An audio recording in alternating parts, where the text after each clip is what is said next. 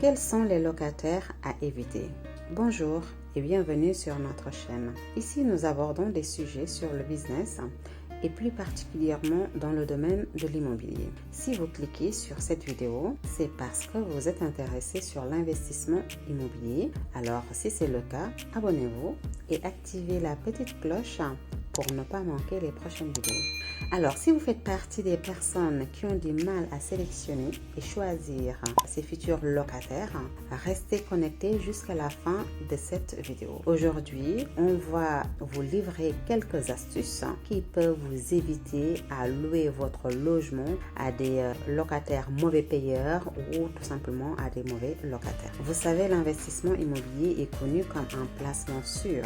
Il nous permet vraiment de constituer un patrimoine, de s'offrir un complément de revenus et de se préparer à la retraite. L'immobilier permet de protéger notre famille et de préparer également la transmission. Bref, pour être court, l'investissement immobilier offre plus de sécurité si on le compare à d'autres placements financiers.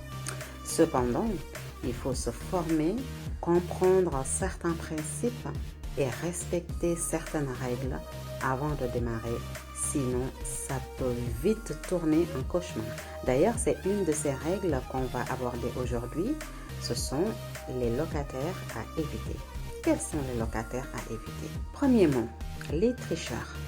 Quand vous recevez les dossiers de candidature, je vous invite à bien vérifier l'avis d'imposition sur le site du gouvernement. Vous mettez le numéro fiscal et le numéro d'avis pour vérifier si celui-ci n'a pas été falsifié. Bien vérifier les bulletins de salaire également.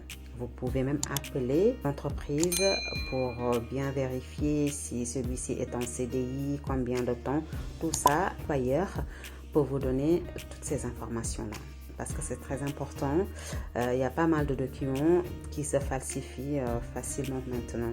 Deuxièmement, évitez les locataires avec une fragilité financière. Vous savez, un futur locataire qui négocie un loyer ou bien qui demande si on peut ne pas encaisser le dépôt de garantie, on élimine et on extend et on passe au suivant.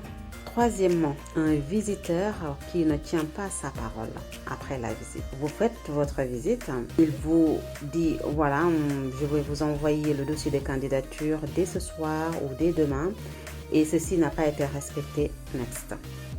Voilà.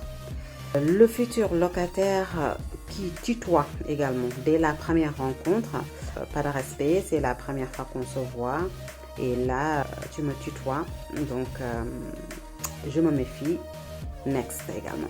Ça, c'était le quatrième. Le cinquième, les retardataires. Si vous donnez un rendez-vous à un visiteur et qu'il ne respecte pas le rendez-vous sans prévenir, parce qu'on peut rater le rendez-vous parce qu'il y a un souci de l'embouteillage ou des choses comme ça. Maintenant, tout le monde a des téléphones. Vous pouvez juste envoyer un message ou passer un coup de fil pour dire que je vais être en retard pour prévenir.